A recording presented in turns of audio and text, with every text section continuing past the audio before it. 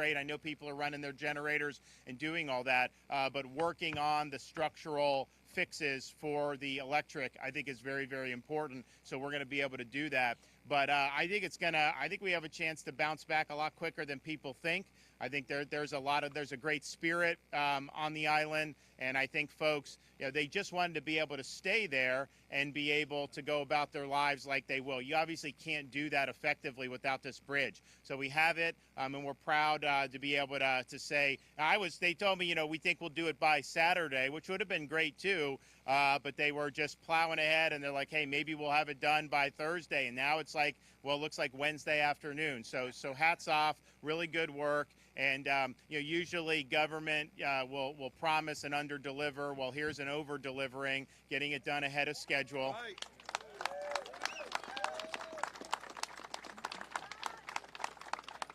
I was also just on Sanibel on the ground for the first time that I've had an opportunity. Obviously, we've been using search and rescue, and I did not want to detract from that.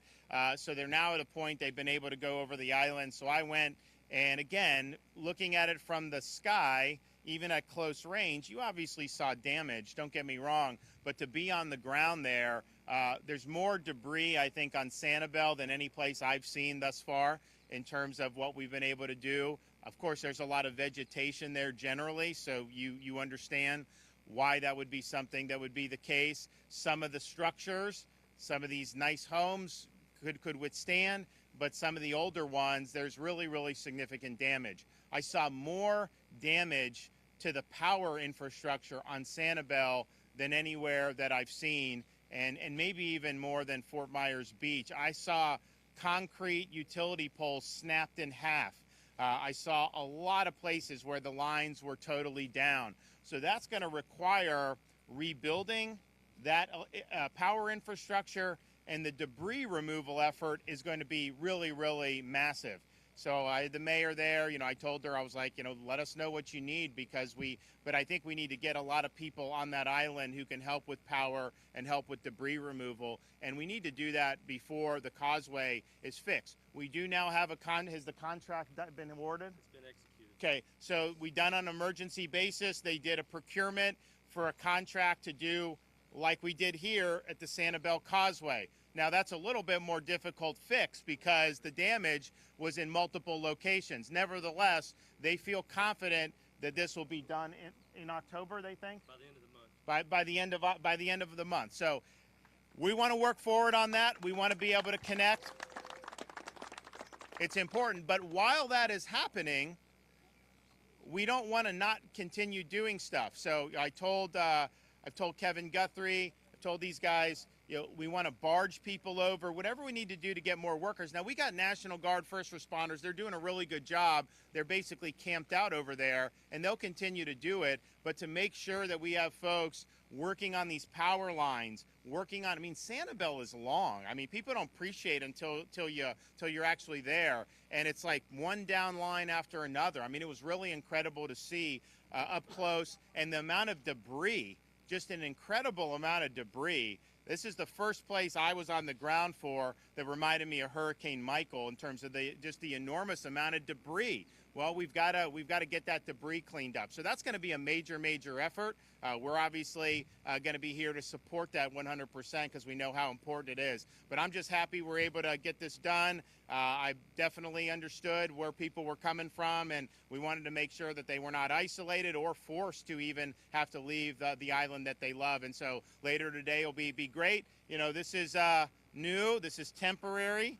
And I know the county's going to have people out here to kind of make sure. But just go easy on this thing. This is not like 60 miles an hour because they had to do this very quickly. But I think it's an impressive effort. Okay, Kevin Guthrie and then Jared Perdue.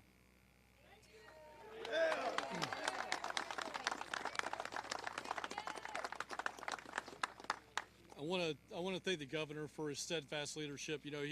He's publicly said that I don't get any sleep until I get the power, fuel, communications, restoration, bridges in conjunction with Jared done. But he's also calling me at 11 o'clock at night, first thing in the morning. This guy is not sleeping either. So he is here for all of the residents of Florida, especially those in this hardest impacted area. So again, Governor, thank you very much for what you're doing. I want to, things like one of the titles that I get inside of this disaster is something called the State Coordinating Officer. So my job is to coordinate amongst state agencies to make sure that we have an all of Florida government approach and response. I've been doing this a while now at the state, about 4.5 years. I can tell you, in my experience over the last 4 years or so, there has not been a secretary, agency head group of individuals that have worked better together than in this disaster. I mean, that is unprecedented in my time in state government. I want to thank Jared. I mean, this guy's a rock star. He got out here when the governor gave him direction to come out here. He came out here. His chief of staff, Lita's around here somewhere directing traffic. I mean, so it's been everybody from the very top all the way down, getting stuff done. This guy right here, Dane Eagle, he's working so hard to get your economic development back up and running. Yep. Jimmy Petronas over there somewhere. I hear him. I didn't see him. Okay. Jimmy Petronas and his urban search and rescue teams, they are here. And I thought I saw Mark Glass, Commissioner of FDLE. FDLE's response here, hundreds and hundreds of state law enforcement officers, if not thousands of state law enforcement officers here, and many, many others. So again, thank you, secretaries. Thank you, agency heads. Again, thank you, Governor. Let's get to the stats. More than 4,500 mission requests have been put in. Over 3,700 have been processed or completed. More than 34 million bottles of water have been distributed statewide. More than 9 million meals ready to eat, or MRE, shelf-stable meals, have been distributed statewide. More than 500 generators have been deployed. More than 500, with a couple of hundred more on the way. We want to take a moment just to say generator safety again. We have been very fortunate so far that the messaging has been heard, Governor, and we haven't, to my knowledge, Commissioner Glass, had a whole lot of carbon monoxide poisoning deaths. So that is good. That is very good. But continue to do that. Don't run generators underneath an open window. Do not run generators in a garage. We do not want that. Keep it far away from your house. Keep it elevated out of the water. Working with our contractor on the water for Lee County, I am happy to report that all water treatment plants that actually push water into distribution, all 13 are actually pushing water. All of them. Again, ahead of schedule. Way ahead of schedule. Now, here's what's happening. You may turn on your faucet and it may not be the right PSI to come out of there. We've got anywhere from about 30 PSI to about 60 PSI in the system. That is by design, because we don't want to blow pipes down what we call downrange, down to the homeowner. Just like electrical systems, you have big transformers and substations that feed into feeder lines that feed into residential lines. Same thing happens here. We don't want to pressurize the system to the point we cause more damage. So we're going to be bringing that back online, and start fixing distribution. That's where it goes to the home. We're going to fix that water line next. Our vendor, again, ahead of schedule in that area. I talked to several people this morning, Lee County Administration, Fort Myers Administration, Secretary Hamilton, who is not here, but let me tell you, he is deep in the weeds in the fight on DEP water quality issues, environmental issues, boats and things of that nature. He and his entire team are over the Lee County EOC right now, getting stuff done there. Talked with FEMA. Talk a little bit more about that in a minute. I have talked to every debris removal company that is involved in this incident.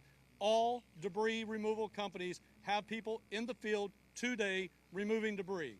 That is happening, including the islands. We are now on the islands as of yesterday, starting to remove debris in all areas. So I want to thank those debris vendors there. I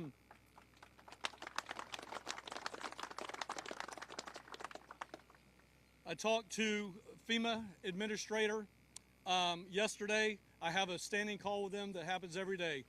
She encouraged her people to be proactive, get bureaucracy out of the way, get politics out of the way, and be proactive. I'm happy to report that because of her proactivity with her team, they approved 60 days, our original request for Cat A and Cat B at 100%.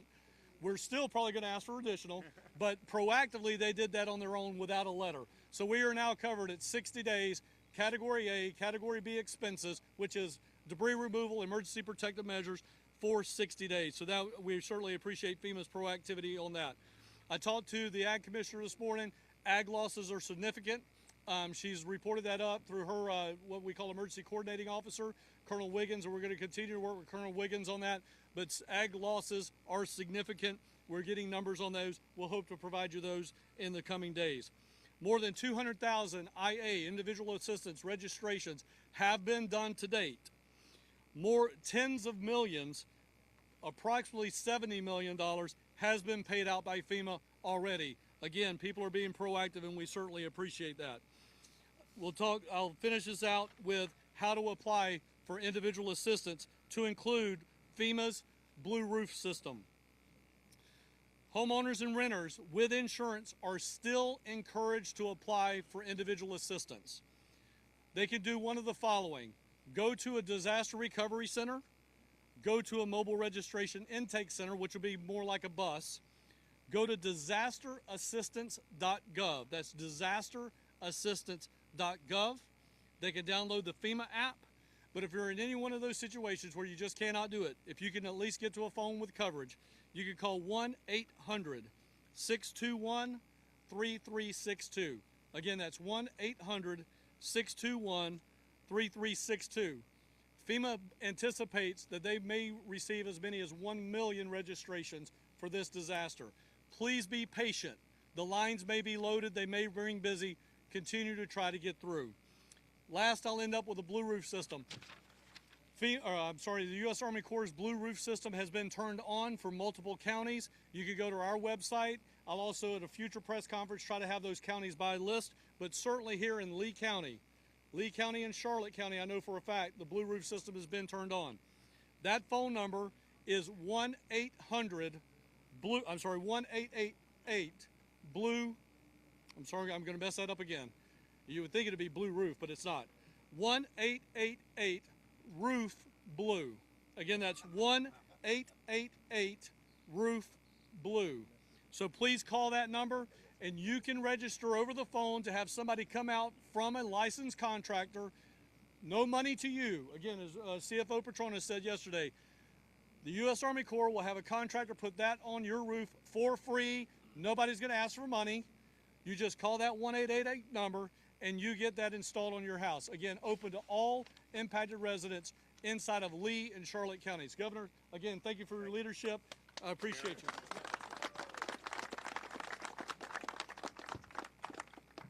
What an incredible honor to be able to serve this community in their time of need. We were so excited when Governor DeSantis asked us to step in, and I want to just mention that the governor has shown unwavering support every step of the way in responding to this storm. He's been there with us, making the tough decisions and providing the direction to move forward and do the things that are needed. And this is actually a county road. He didn't think twice about stepping in to help Lee County. And we've partnered very closely with Lee County to get this roadway to where it's passable again. So we're very excited to be here today. Hurricane Ian obviously caused havoc on these communities.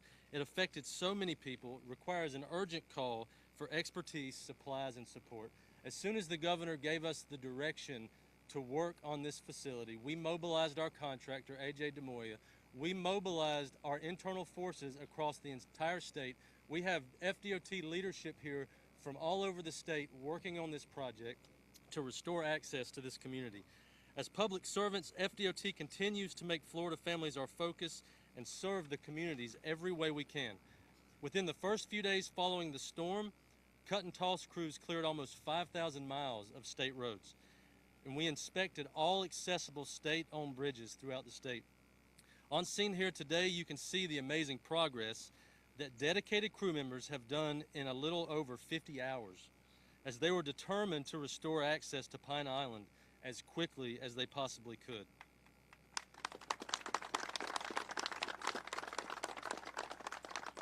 I'm honored FDOT has been called to help support Florida's communities in their greatest time of need. Thank you, Governor, for your leadership.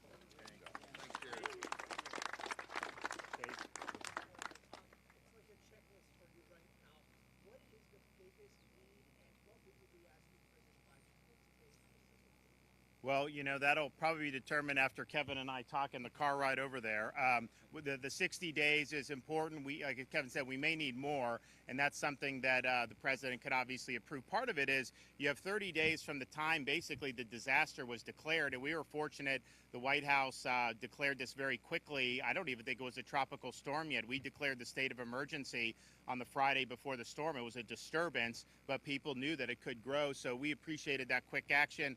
And so the question is you have a storm, you have bridges severed, there's a lot of debris out there, but the clock has been ticking. Well, obviously, they're not going to be able to do a lot of debris removal when they don't have consistent access. Now this will happen better here. Sanibel, we have people over, but we need a lot more people. So I think having that, just to be able to let the community know categories A and B, get those reimbursements as they're doing it would be very, very helpful. So hopefully we'll be able to do that. But I also, the way we view it is like as governor, it's like, okay, we prepare for these things. There's all these different levers you pull. Local government does stuff. We do stuff. We obviously will push buttons for the feds, but we are willing to act at the state level. We are not asking that everyone do our work for us. This is a prime example of this. There was a need, so we acted.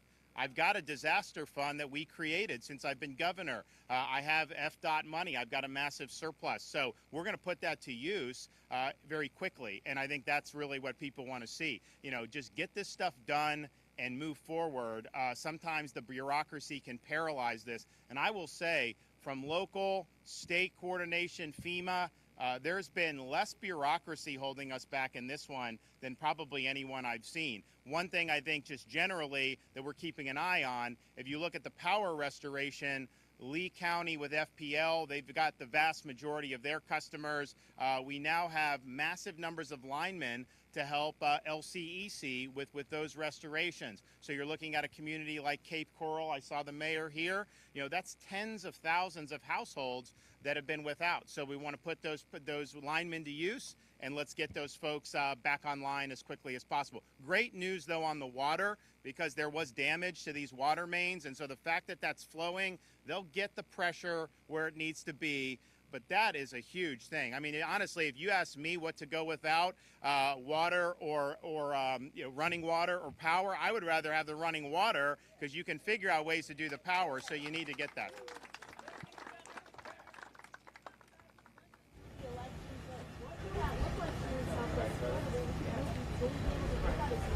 So the question is about the obviously we have an election on November 7th. Or 8th, I don't remember the day. I've been too busy doing this. So yeah, obviously people are going to be able to vote. I think we still need to, I think the supervisor here is in the process of looking at all the precincts, figuring out, where you may have problems, and then they will propose a solution for the state of Florida. I want to keep it as normal as humanly possible. I think the more you depart, it just creates problems. But we do have precedent with Hurricane Michael. That hit closer to the election, but it was also a more narrow storm. I mean, you get hit in Panama City. If you were on Panama City Beach, you probably didn't have much damage at all in parts of the beach. This is it's a really big storm, so just a little bit different. So they'll be working with Cordbird, our Secretary of State, to figure it out. But of course, we want to have as normal election as possible. In an area like Lee, there may be needed to be accommodations. Maybe Charlotte. My sense is the other counties are probably in good shape. Okay, we're going to go meet the president here in a minute. We'll see you guys in a little bit.